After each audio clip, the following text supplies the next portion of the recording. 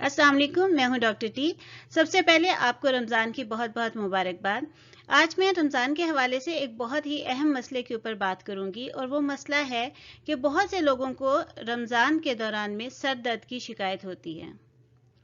ये सर दर्द क्यों होता है और इसका हल क्या है, इसके बारे में मैं आपको मुख्तलिफ टिप्स बताऊंगी, लेकिन एक ऐसी टिप है जो आखिर में आपको मैं बताऊंगी जो शायद सबसे ज़्यादा ज़रूरी भी है और मुझे यकीन है कि उसके बारे में आपने पहले कभी नहीं सुना होगा कि वो क्या बात है, क्या ऐसा अमल है कि जो बहुत सारे लोग करते हैं और उसकी वजह से उनको सर की दर्द की शिकायत होती है, और क्या चीज़ है कि जिसको छोड़ दिया जाए और वो कौन सा तरीका है जिसको अपनाया जाए तो सर के दर्द की शिकायत खत्म हो सकती है।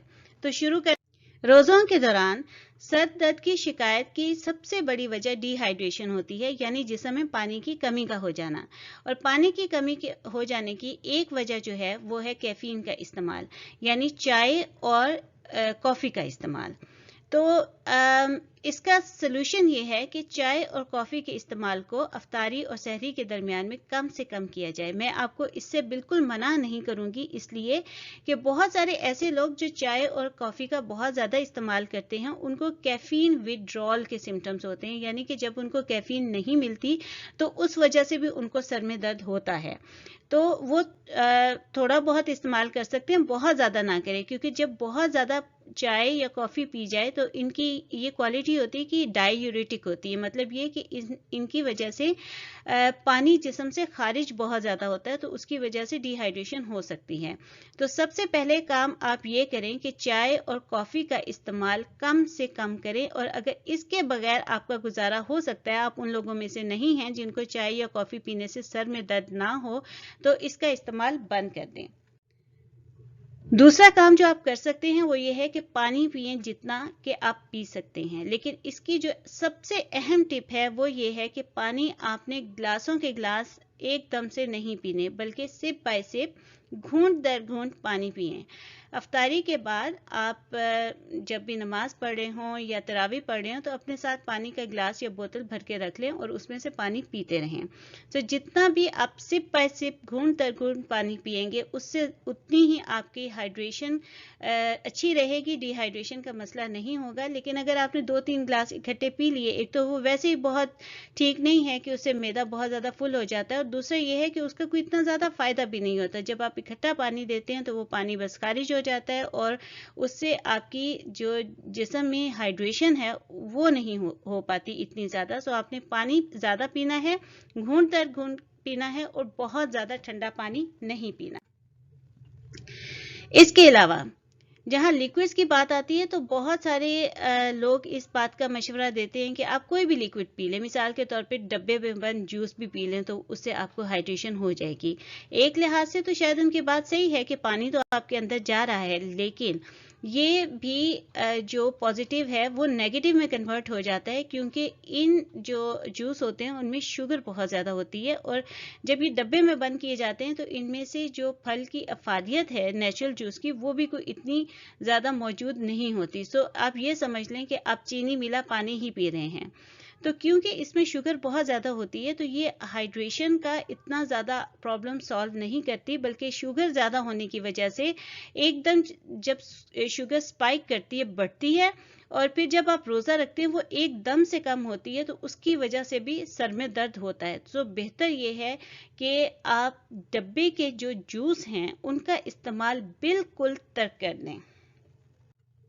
अब बात आ गई नेचुरल जूसेस की। नेचुरल जूसेस में भी बेशक ग़िज़ाइयत मौजूद होती है, लेकिन उसके साथ साथ शुगर कंटेंट भी बहुत ज़्यादा होता है, चीनी की मिकदार उसमें भी बहुत ज़्यादा होती है। बेहतर ये है कि आप जूस की बजाय फल का इस्तेमाल करें। मिसाल के तौर पे अगर माल्टा है तो उसको माल्टे को पूरा माल्टा खाएं, क्योंकि उसके अंदर फाइबर होता है और ज़्यादा ग़िज़ाइयत होती है जूस के मुकाबले में। अगर ऑरेंज जूस को कुदरत ने ऑरेंज की फॉर्म में पैक करके प्रेजेंट किया है तो उसकी कोई ना कोई वजह है, उसको नेचुरल फॉर्म में इस्तेमाल करें। क्योंकि ख़ास तौर पे रोज़े की हालत में अगेन आपकी शुगर लेवल बहुत ज़्यादा अप हो जाएगी और फिर जब आप रोज़ा रखेंगे तो शुगर लेवल कम होगी, वो एकदम से जो स्टीप होगी ऊपर से नीचे बहुत सडन जो फॉल होगा उसकी वजह से भी सर में दर्द होगा। अब तीसरी वजह, ये वो वजह है जिसके बारे में मैंने शुरू में बात की थी। मैंने ज़्यादातर लोगों को इसके बारे में बात करते हुए नहीं सुना, और वो ये है कि आपके खाने की मिकदार आपकी डिहाइड्रेशन और हाइड्रेशन में बहुत ज़्यादा रोल अदा करती है। अब आप इस बात पे ज़रूर हैरान हुए होंगे और आपको हैरान होना भी चाहिए, लेकिन जब मैं आपको वजह इसकी बताऊंगी तो उम्मीद है कि आपको पूरी तरह से समझ आएगी। और ये वही वजह है जिसका मैंने शुरू में भी वीडियो में जिक्र किया था कि आप हैरान तो हो ही रहे हैं, लेकिन आपको शुरू में ये अनबिलीवेबल लगेगा। अच्छा, अब इसकी वजह यह है कि जब आप बहुत ज़्यादा खाते हैं, और पहली बात तो ये है कि बहुत ज़्यादा खाया क्यों जाए। मिसाल के तौर पे सहरी के वक्त लोग इसलिए ज़्यादा खाते हैं कि उनको ये होता है कि अगर हम ज़्यादा खाएंगे तो हमें भूख कम लगेगी। ये बात बिल्कुल गलत है। जब आपने बहुत ज़्यादा खाया, आपकी शुगर का लेवल जो है वो बहुत ज़्यादा स्पाइक कर गया। उसके बाद जितनी ज़्यादा उसमें आप कोई भी चीज़ लेते हैं उसमें शुगर ज़रूर होती है, फल में भी होती है, सब्जियों में भी होती है। इवन कि आलू अरवी के अलावा जितनी भी सब्जी, कुछ ना कुछ शुगर हर चीज़ में होती है। आपने जितनी ज़्यादा खाया उतनी ज़्यादा आपने शुगर को कंज्यूम किया। जब रोज़ा रखा, एकदम से शुगर डाउन आई और आपके सर में दर्द होना शुरू हो गया। एक तो ये वही वजह जो मैंने आपको पहले जूस की फॉर्म में बताई थी।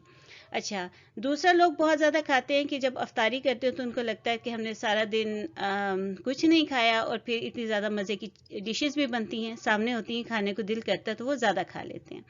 उसमें भी यही होता है कि शुगर लेवल स्पाइक कर जाता है, फिर जब नीचे आता है तो सर में दर्द होता है। उससे भी बड़ी वजह, जो सबसे बड़ा राज है, वो ये है कि जब आप बहुत ज़्यादा खाते हैं और शुगर जो है वो आपकी बॉडी में फैट बन के जमा हो जाती है। अगर आप मुनासिब मिकदार में खाएंगे तो क्या होगा कि बहुत ज़्यादा शुगर ऐसी नहीं होगी कि जो जमा होकर बॉडी में आए।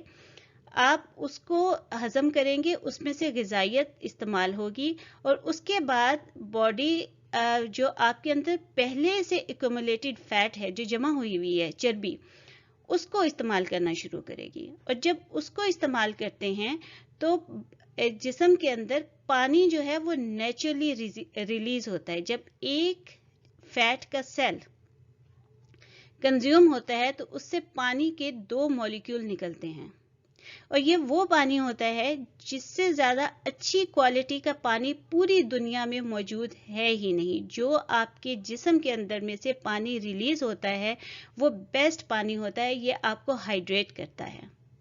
इसके हाइड्रेशन की वजह से आपको सर का दर्द नहीं होगा और डिहाइड्रेशन का प्रॉब्लम नहीं होगा।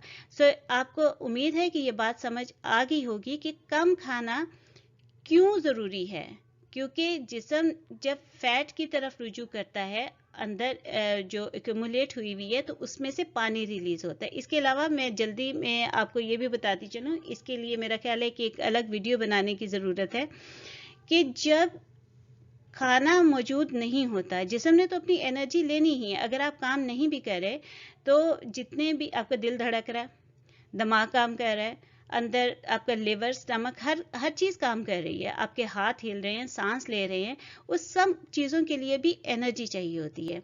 तो बॉडी ने तो एनर्जी लेनी ही लेनी है। तो वो क्या करेगी कि ना सिर्फ अंदर की चर्बी इस्तेमाल होती है, बल्कि वो सेल्स, वो खुलिए आपके अंदर जो डैमेज हो गए, किसी वजह से ख़राब हो गए हैं, वो मुकम्मल तौर पे सेहतमंद नहीं हैं, बॉडी उनको भी खुराक के तौर पे इस्तेमाल कर लेती है।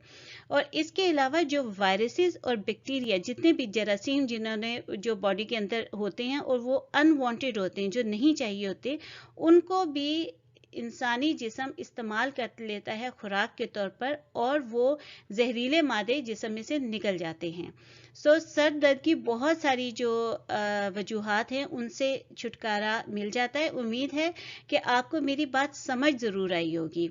मैं ये वाज़ेह करना चाहूँ कि मैंने जो भी यहाँ पे आपको बताया है, आप कुछ भी करने से पहले अपने डॉक्टर से ज़रूर मशवरा कर लें, क्योंकि कुछ सूरतों के अंदर, जैसे मैंने आपको बताया था कि अगर आप चाय बहुत ज़्यादा इस्तेमाल कर रहे हैं, एकदम से छोड़ देंगे तो भी आपको प्रॉब्लम होगा, या कोई और मसला अगर आपको है तो एक बार अपने डॉक्टर से ज़रूर मशवरा कीजिए। ये जो वीडियो थी ये खालिस्तान एजुकेशन पर्पज़ के लिए थी।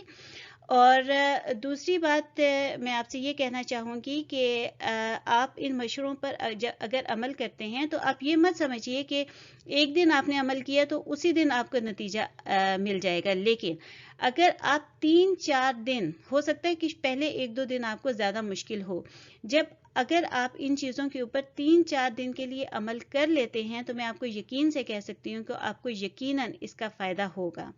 अगर आपको मेरी वीडियो पसंद आई है तो प्लीज़ मेरे चैनल को सब्सक्राइब कीजिए, बेल आइकॉन को प्रेस करें, क्योंकि मैं इस तरह की और बहुत सारी वीडियोस अब रेगुलरली अपडेट करती रहूँगी। अपना ख्याल रखिएगा। अल्लाह हाफिज़।